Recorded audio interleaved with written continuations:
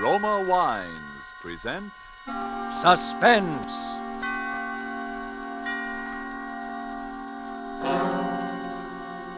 Roma Wines, made in California for enjoyment throughout the world. Salud. Your health, senor. Roma Wines toast the world. The wine for your table is Roma Wine, made in California for enjoyment throughout the world. This is the Man in Black, here to introduce this weekly half hour of Suspense. Tonight from Hollywood, we again bring you Mr. Orson Welles in the second of two consecutive performances starring Mr. Welles as the protagonist of Curt Siodmak's novel, Donovan's Brain. The producer of Suspense and its sponsors, the Roma Wine Company of Fresno, California, felt this story so unusual that it merited more than our usual time. So in somewhat of a departure from established radio formulas, we are bringing you the story of Donovan's Brain in two parts. Part one you heard last Thursday, and tonight you will hear part two, the completion of Donovan's Brain. But before we raise the curtain on our suspense play, let's for a moment wish ourselves away to Havana, Cuba, seated at a table in the fashionable Hotel de Nacional de Cuba. Near us, a group of Cubans are entertaining an American visitor. Our American has just remarked that in point of great enjoyment, the Cuban rumba is one of America's most delightful imported dances. And then, raising his wine glass, the Cuban host responds, "Then we have perhaps discharged some part of our debt to you Americans for this wonderful tasting wine that gives us such great enjoyment. It is wine that Cuba imports from your faraway California. It is Roma wine." Americans didn't have to wait for wine connoisseurs of other lands to discover the greatness of California's wine districts, the superb quality of Roma California wines. So many millions made this discovery for themselves that Roma wines have long been America's largest selling wines. But these millions discovered something more. In Roma wines, they discovered an easy, inexpensive way to increase the delights of daily living. Yes, millions have discovered that Roma wines, as a beverage on the table, and when used in entertaining, add a charm of a special and wholesome kind. I told you Roma wines cost little. That's because here in America you pay no high import duty, no expensive shipping charges. And two, Roma wines come from Roma's own wineries in the heart of choice California vineyard districts. So cost to you is only pennies a glass for R-O-M-A, Roma wines, made in California for enjoyment throughout the world. And now with part two of Donovan's Brain, and with the performance of Orson Welles as Dr. Patrick Corey, we again hope to keep you in suspense.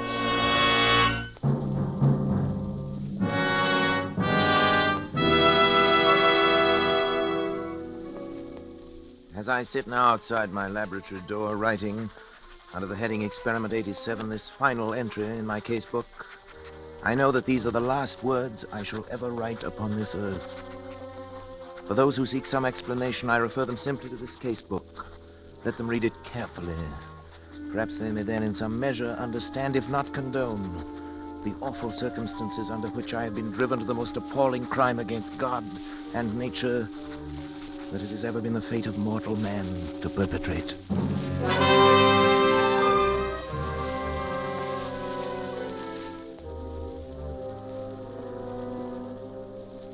August 24th. It's now 6 weeks, exactly 42 days, since I began the experiment.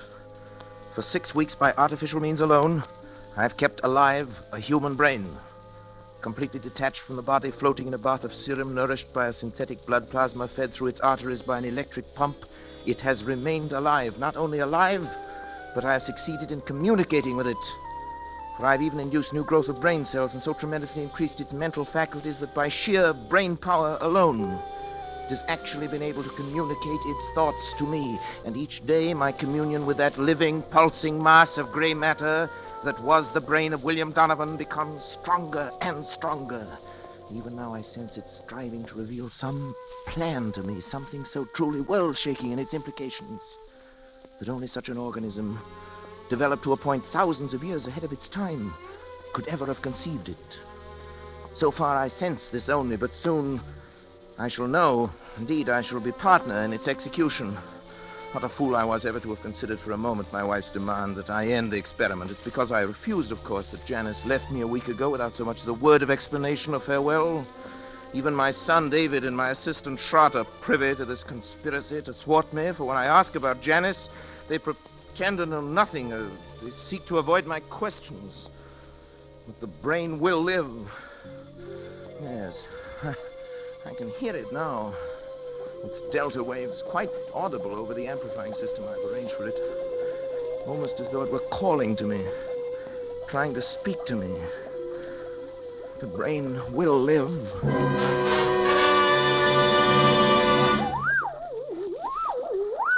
Donovan? What is it? What are you trying to tell me? Go on, Donovan. I'm listening. Go on. Go on. Go.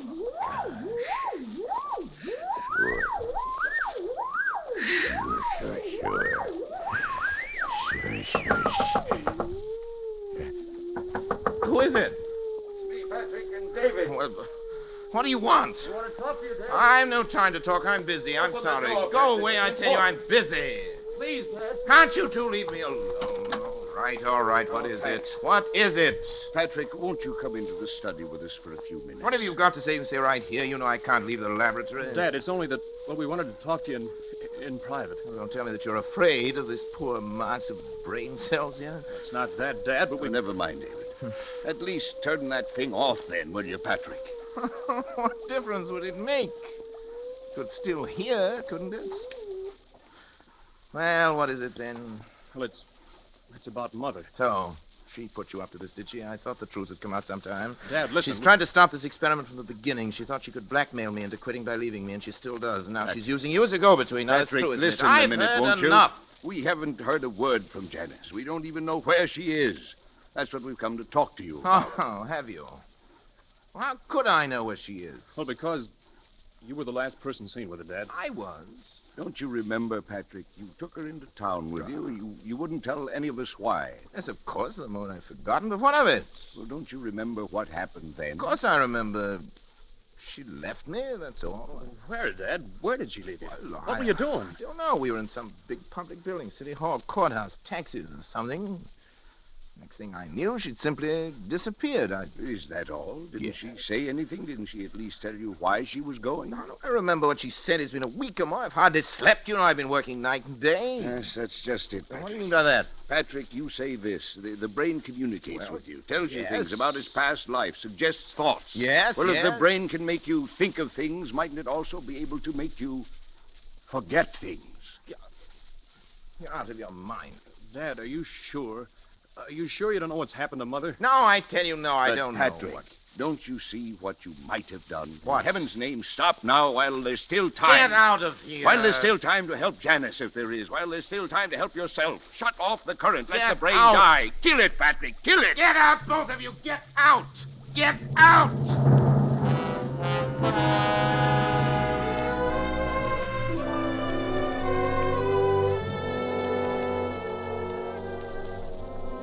August 26th. The brain continues to communicate thought fragments more and more easily, but nothing further on what I've come to think of as the plan. I'm now sleeping a great deal, but my dreams are becoming increasingly troublesome, although I'm at a loss to analyze them. Most frequent is a sort of vast cosmic ballet presided over by the colossal figure of a young man whom I seem to recognize, yet I never see his face.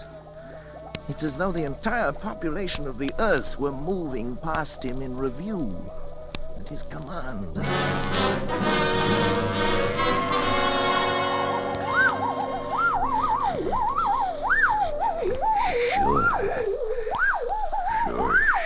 Sure. Now. Do it now. Now. Sure, now. Help me, someone! Help! Shroud! Dad, let go, Dad! David! Had to, Dad. Never mind now. Here, help me with Shroud. He's fainted. No, David, don't let him. It's all right now. Here's a glass of water. What's the matter? You're trembling all over. I You looking at me can't. that way for? You look... Look, I'm frightened half to death. Dad, you... What happened here anyway? I came and found you on the floor with your hands around your own throat. It hadn't been for me. Why's your luggage all packed? I was going to leave. Leave in the middle of the night? Why? Because The fuse box has been opened. It was you, Schrott. You were going to shut off the current. You were going to kill the brain. Patrick, you tried to strangle me. What? It's true, Dad. That's why I had to slap you. That's absurd. I came in here and found Schrott with his hands around his own throat. He was strangling himself. Dad, please think a minute. Nobody can strangle himself. Look at these marks on my throat. Do you think I could have done that? Well, it's not possible, and yet... It's true, Patrick, that I tried to shut off the current. I was afraid for you. But as I opened the fuse box, I heard the delta waves in the laboratory suddenly become stronger and louder than they'd ever been before. And then... Then I... Yes. Then the brain knew? You even spoke in Donovan's voice, Donovan's Patrick. voice, his That voice. recurring phrase of his, sure, sure, sure, in his very tones, his very accent. Sure. You've created a monster, Patrick. It has the power to make me commit murder. The brain must die. Pull the switch in the fuse box, Patrick. It will only be a matter of seconds, Yes. and then... Yes, But You've got to, Patrick. Schrott, David, help me. I can't move. Come to me. Pull the switch, hurry. Schrott, David, go on. You too? It's paralyzed, just Pat. The brain won't let itself be killed. Then it has the power to live on. And on. To command us as long as we live. To make us do anything it wants. To kill. Murder. Dad, what are we going to do? Listen. The brain. It's laughing. Laughing.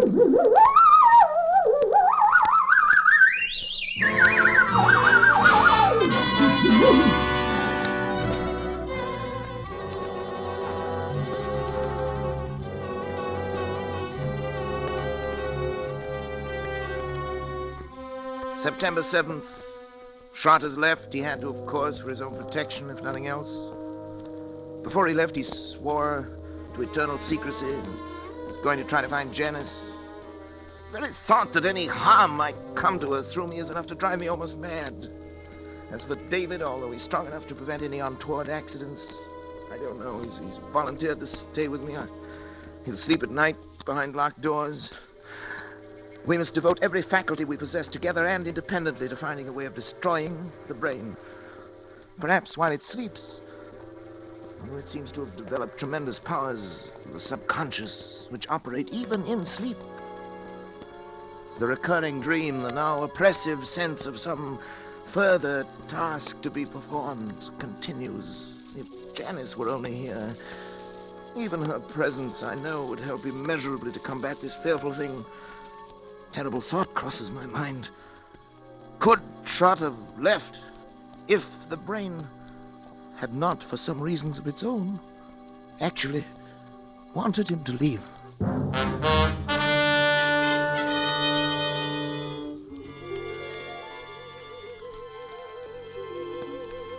September 10th. My thoughts are less and less my own. The dream of the young giant bestriding the earth, the figure without a face, pursues me now, even in my waking hours. Increasingly, I seem to live in a world of evil fantasy, peopled and controlled by the mind of William Donovan.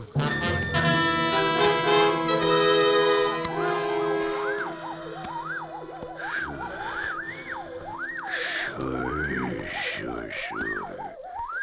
It's not much time, but time enough. Time enough. Sure. Time enough. Sure. Hello? Who is it? Patrick? Oh, Janice. Janice, my darling. Janice. Hello, Patrick. Sweetheart. How are you, Patrick? Oh, I'm well enough. But Janice, where have you been? Janice, why did you leave me that day? Why didn't you at least tell me? Where did you go down here? I was with friends. Well, did Trot tell you anything? No, nothing special. Well, Janice, I know I haven't been a very good husband these last months. I haven't been very kind or very considerate or even civilized. I haven't been myself, Janice. I know, Patrick. My poor darling. If you'd only known how I missed you after you left, how I needed you. I need your help, Janice. I know, Patrick. Terribly. I came back to help you. But what? where's David? He's asleep in the next room. That is, lately he's tried to make it a point to sleep only when I didn't. I'm trying to keep an eye on things. Patrick, I'm going to help you. Oh, darling. All I can. Any way I can. But first, I want to take David away. David? Why? Because I don't think it's good for him to be here. No? I don't think that you... Patrick, I don't want to torment you. It's only that perhaps we can find a way if we know all the facts. What, Janice? Don't you know, really, where I was? No, how could I? Don't you remember where you took me? Where? I took you? You took me to a psychiatric clinic. Clinic? You had me committed to a madhouse. No, it's Janice. No, not you. Donovan. Donovan. It was because I tried to make you stop the experiment. Yes. Kill the brain. As you left me there, you even spoke in Donovan's voice. Sure, you said. Sure. I thought they were the last words I would ever hear you speak. Oh, Janice, forgive me. Forgive me, baby. I couldn't persuade anyone. I was sane. Oh, sweet. After what you told them. Everything I said only made them think I was mad. I'm not mad. Am I, Patrick? I'm not mad. Am I?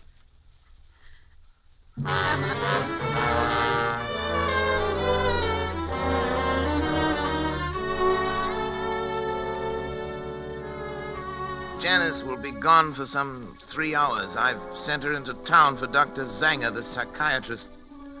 Maybe he can help, but now suddenly I'm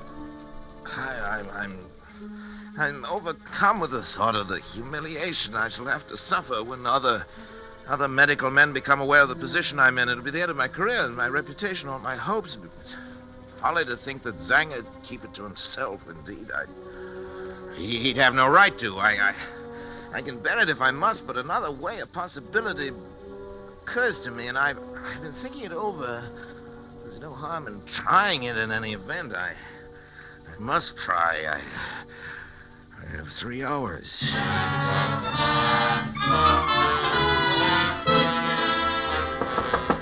David! Yes, Dad? David, what's your blood type? Do you know your blood type? As a matter of fact, I Well, don't think I do. Why? No matter, we can easily find out. David, I think at last I know a way. To kill the brain? It's simple. It's perfectly natural, and yet 9 chances out of 10 is something Donovan has never known about. I'll do it myself. Unfortunately, my blood type and his are... they're the same. Transfusion? Of course, I have to replenish the blood substance periodically. Anyway, it's about time to do it again. I've always used my own because it was the same type as his, but if yours is a different type, the right type, David. You mean the wrong type? Yes, you've given the wrong... The brain will die given the wrong type. Yeah, sounds possible. I'm sure of that. I know it. But suppose the brain knows it knows other things. I've thought of that. It's a chance we'll have to take if you're willing, David, my boy. Of course I am, Then Dad. we'll take the blood sample now. Come into the laboratory. I only have the right blood type. Sure. Rather the wrong type. If you haven't, we'll find someone who has. Maybe Schrott. Now, lie down there on the table, David. We want a tourniquet on your arm here. I'll A put it small on. syringe will do it. Go ahead, I'm ready. David, don't watch me. It'll be easier if you don't. For me. That's a funny one, coming from you. Well, doctors are never quite as steady with members of their own family, you know. Ready? Sure. Ready? Here we are. You all right? Yeah. Be through in just a second. You getting it all right? Yes, sure. Just a second now. Dad, I'm sleepy. You'll be over it in a minute. What's the matter? Why am I so sleepy? You'll be all right. Sleepy. So sleepy. Sure. That's what an anesthetic is for. Make you sleep.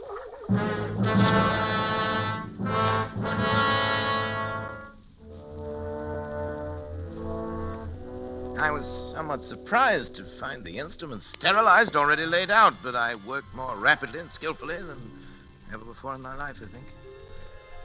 I made an incision just below the hairline, laying back the scalp as far as the base of the skull. I trepanned the cranium at 2-centimeter intervals, working back and downwards to the upper edge of the occipital bone. With the Geely saw, I cut through the connecting bone structure and removed the entire top of the cranium, placing it in saline solution to preserve it. I made a semicircular incision in the dura mater, laying it to one side, exposing the brain. As I dissected out the facial, auditory, and pneumogastric nerves to free the medulla oblongata, I became conscious of an insistent clamoring, something like a mounting hysteria in the distant reaches of my mind.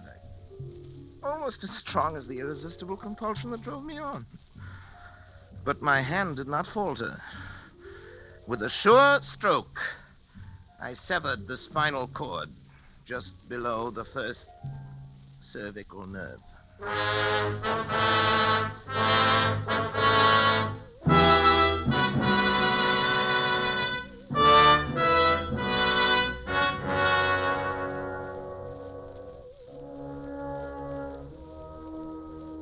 As I make this last entry with that awful guilt upon my soul, even now I cannot fully comprehend how it has been possible for any man, by mortal or immortal means, to be driven to such a crime. Even the divinity himself did not demand of Abraham that final sacrifice of expiation. When he, with his only begotten son, ascended the Mount of Olives. Perhaps Schrott is right. Perhaps there is indeed in man some spark of the divine that will elude our test tubes and our laboratories until the end of time. Perhaps that is the one thing that even Donovan did not foresee. I only know that at the instant my son died under my own hand, I was set free. At that instant, I saw and understood for the first time that monstrous plan born in the brain of William Donovan, of which I was to be the instrument. It was the plan I had glimpsed but never grasped in the recurring dream. Donovan did aspire to the domination of the world. And with those tremendous mental faculties that I myself had given him, it was literally within his power to become the absolute ruler of all mankind. Only one thing was lacking, a young, strong body into which those ever-growing brain cells could graft and affix themselves to live on, and on perhaps for centuries. He chose the body of my son, and now, my son, at last too late. I am free to destroy this foul thing of my creation. I know it as surely as I know that my own life must be forfeit. And the brain also knows. I can hear the disturbed, erratic oscillations of the delta waves coming through the laboratory door. But there's no room left in me now for fear. I shall take the 6 steps from the desk where I'm writing this across to the laboratory door.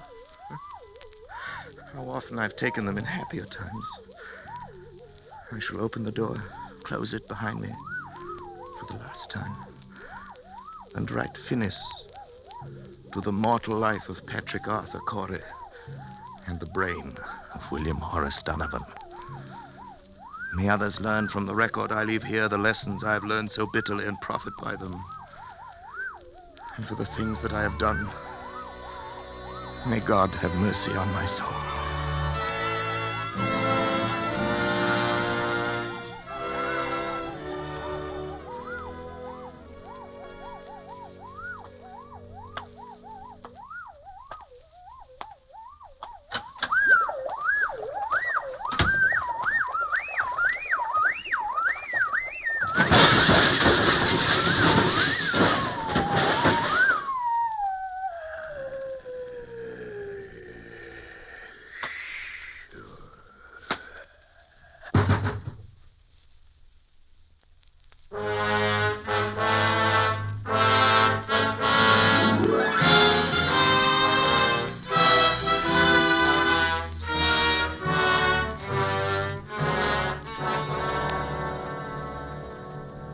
Phoenix, Arizona, September the 15th.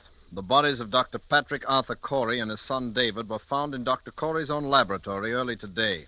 Young Corey had apparently died on the operating table as a result of a delicate brain operation performed by his father. In the case of Dr. Corey, medical authorities gave as their opinion that he might have died of shock as a result of the unsuccessful operation on his son. A curious feature of the case was the fact that numerous pieces of tissue identified as being from a human brain were found scattered about the laboratory floor, while a larger section of brain was found in the midst of an elaborate apparatus, evidently part of a scientific experiment. Medical authorities stated, however, that they were unable to explain the nature of the apparatus and that the brain itself was in such a state of decomposition as to indicate that it had been dead and slowly decaying for at least 3 months. Dr. Corey is survived by his wife, Janice. She was committed to the county asylum for the insane late this afternoon. Burial of Dr. Corey will be at the Mount of Olives Cemetery.